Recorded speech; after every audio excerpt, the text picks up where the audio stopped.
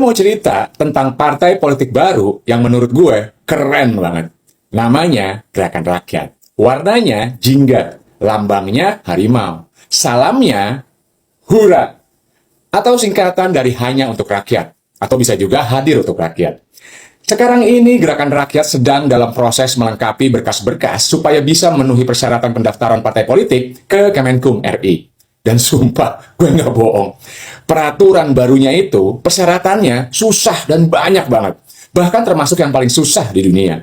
Lo bayangin, calon partai politik baru itu harus punya struktur kepengurusan di seluruh 38 provinsi.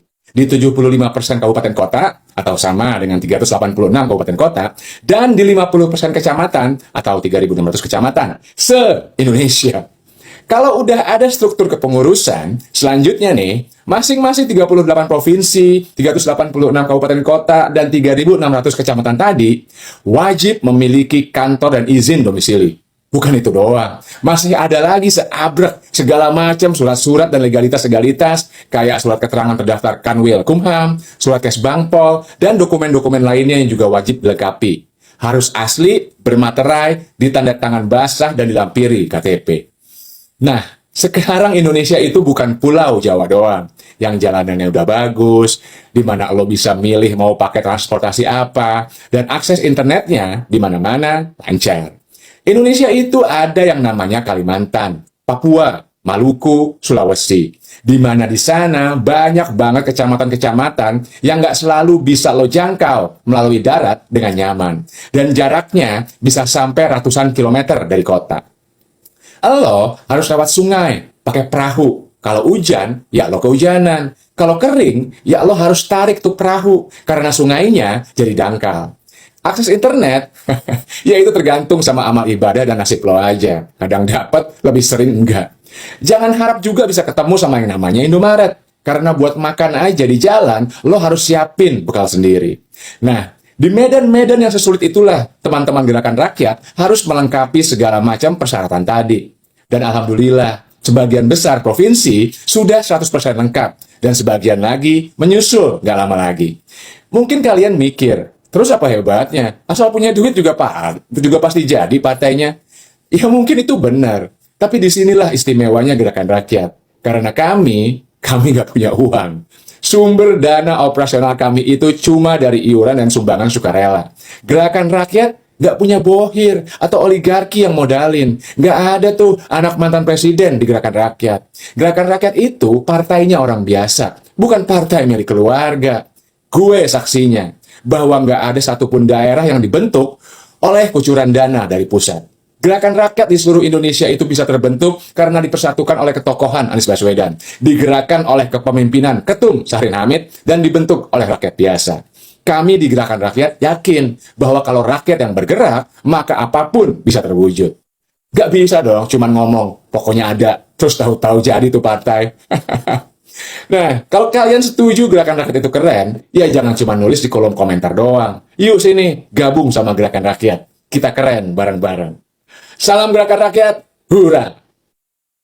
Bahkan di minggu-minggu terakhir ini, justru berkecamuk berbagai macam ketidakstabilan sopannya. Terus terangnya perang, ketidakpastian ekonomi, bahkan krisis iklim. Kalau saudara-saudara sekalian ingat, 2024 adalah salah satu tahun terpanas dalam sejarah umat manusia di muka bumi. Hari-hari ini ancaman krisis ekonomi, ancaman dibahas di seluruh dunia. Militer apalagi, setelah agresi Rusia beberapa tahun lalu, kemudian eskalasi agresi Israel di Gaza, penculikan presiden bisa diculik saudara-saudara sekalian di Venezuela, lalu serangan militer Israel dan Amerika ke Iran, konflik berdarah di Sudan, di Myanmar.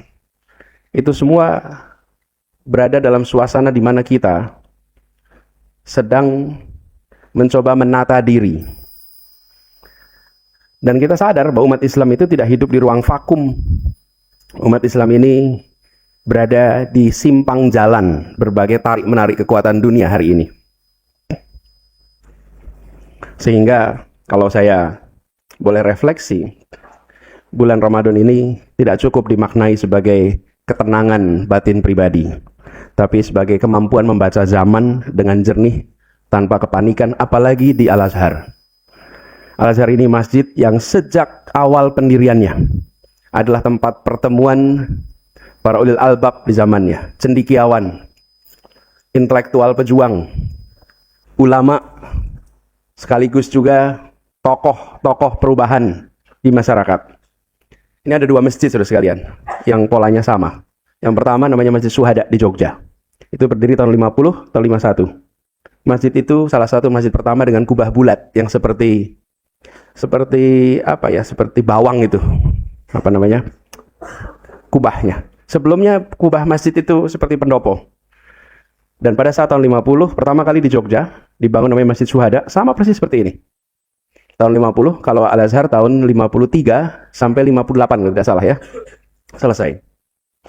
Masjid Syuhada dibangun, kenapa dikasih nama Syuhada? Karena di situ tempat pertempuran yang menghasilkan pejuang-pejuang kita meninggal, karena itu dikasih nama Masjid Syuhada. Sama bentuknya. Dan sama pendiri-pendirinya adalah tokoh-tokoh umat yang berpikiran progresif pada zamannya. Sampai membangun masjid pun arsitekturnya progresif. Walaupun arsitektur ini sekarang sudah tidak diikuti lagi. Tapi sesudah Al-Azhar dan Syuhada, masjid di mana-mana kubahnya menjadi bulat seperti apa? Ya, kalau dom itu bahasa Inggris. Kalau bahasa Indonesianya mungkin seperti kubah, ya namanya kubah, tapi bentuknya mirip bawang jadinya. Nah, di bawah kepemimpinan Allahyarham Buya Hamka, Al-Azhar menjadi pusat dakwah, pusat pendidikan Islam modern, ruang berkumpulnya cendekiawan, tokoh. Karena itu ketika kami dapat panggilan untuk berbicara di sini, saya merasa penting untuk kembali menempatkan masjid ini bukan sekedar sebagai tempat kita bersujud, tapi tempat kita berpikir tentang bagaimana masa depan Islam, bagaimana masa depan umat, dan bagaimana Indonesia dan umat Islam bisa mempengaruhi dunia. Kita tentu menyadari PR kita besar, tapi saya ingin ingatkan dan mulai dengan sesuatu yang sederhana. Bangsa kita sejak awal punya sikap terhadap dunia. Kita ini punya kontrak dengan dunia. Apa? Kita kontraknya ikut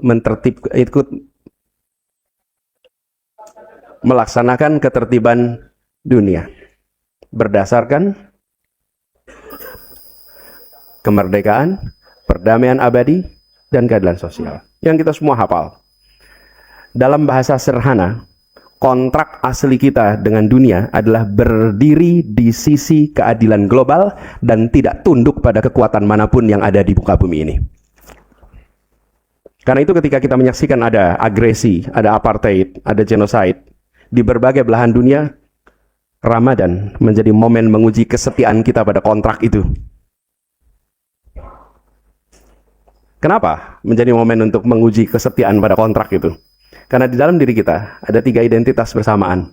1, kita sebagai Muslim. 2, kita sebagai warga Indonesia. Dan 3, kita sebagai warga dunia. Sebagai Muslim, nanti saya akan bahas berikutnya. Ramadan ini adalah bulan di mana kita diarahkan untuk meningkatkan ketakwaan. Ya ayyuhalladzina amanu kutiba alaikumusiyam kama kutiba alal ladzina min qablikum la'allakum tattaqun. Dan mudah-mudahan insyaallah kita bisa mencapai derajat muttaqin. Ini perjalanan pribadi. Tapi di saat yang bersamaan, tadi di 3 identitas, Muslim, Indonesia, global. Ada yang sering mengkontraskan ketiga identitas itu. Seakan bila berpikir global maka kurang nasionalis.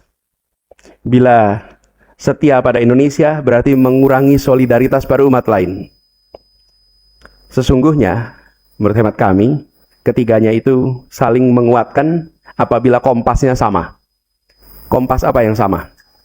Keadilan. Ketika kompasnya keadilan, maka Indonesia, Muslim, global adalah satu. Dan dalam sejarah perjalanan kita yang panjang ini, kita punya tanggung jawab yang besar. Halo teman, jumpa bersama saya di Politik Dali. Ya, ini semakin keren teman-teman kalau kita melihat bagaimana gebrakan-gebrakan yang dilakukan oleh Anies Baswedan ini gak kaleng-kaleng ya kan. Tahun ini adalah dimulainya tahun-tahun politik teman-teman. Mesin-mesin partai, mesin-mesin elit ya. Ini sudah dipanaskan. Bagaimana 3 atau 2 tahun lebih lagi ya, atau 3 tahun lagi ya pesta demokrasi akan dimulai. Menurut saya apa yang dilakukan oleh partai-partai politik tentu adalah untuk kepentingan politiknya teman-teman ya. Seperti misalnya ya partai-partai besar, partai-partai kecil ya, itu sudah mulai bergerak. Nah, demikian juga gerakan rakyat, partai politik Anies ya, atau Anies sendiri itu sudah bergerak ya untuk memanaskan mesin politiknya ya untuk 2029. Dan saya yakin bahwa apa yang dilakukan oleh Anies ini adalah sebuah gerakan yang sangat baik teman-teman. Kecerdasan Anies yang tidak difikirkan oleh orang lain adalah beliau bergerak bukan hanya di bidang politik ya, tetapi di bidang sosial ya. Bagaimana beliau kemudian membangun jembatan melalui aksi bersama ya. Itu adalah gerakan sosial yang dilakukan oleh Anies Baswedan teman-teman ya, beserta relawan-relawannya, beserta dengan pendukungnya ya. Jarang sekali lah bagaimana ya partai-partai politik melakukan seperti yang dilakukan oleh Anies ya kan, dan ini dilakukannya untuk apa? Untuk masyarakat, ini dilakukannya untuk rakyat teman-teman. Saya yakin bagaimana panasnya kontestasi Pilpres 2029 ataupun pemilu ya 2029 ya, ini harus dipersiapkan dengan matang oleh para elitnya. Dan bagaimana Anies Baswedan juga sering ke daerah-daerah ya kan, bertemu dengan masyarakat, bertemu dengan para mahasiswa di kampus dan sebagainya. Kejeniusan Anies, kepintaran beliau juga ini nggak kaleng-kaleng teman. Ketika beliau pidato, kita lihatlah beliau itu menyampaikan data ya, bahasa yang sangat diterima oleh semua pihak dan sebagainya. Dan saya yakin juga bahwa Anies ini adalah calon pemimpin ya di masa depan teman-teman. Bagaimana menurut kalian? Kita diskusi di kolom komentar ya. Sampai jumpa lagi. Salam.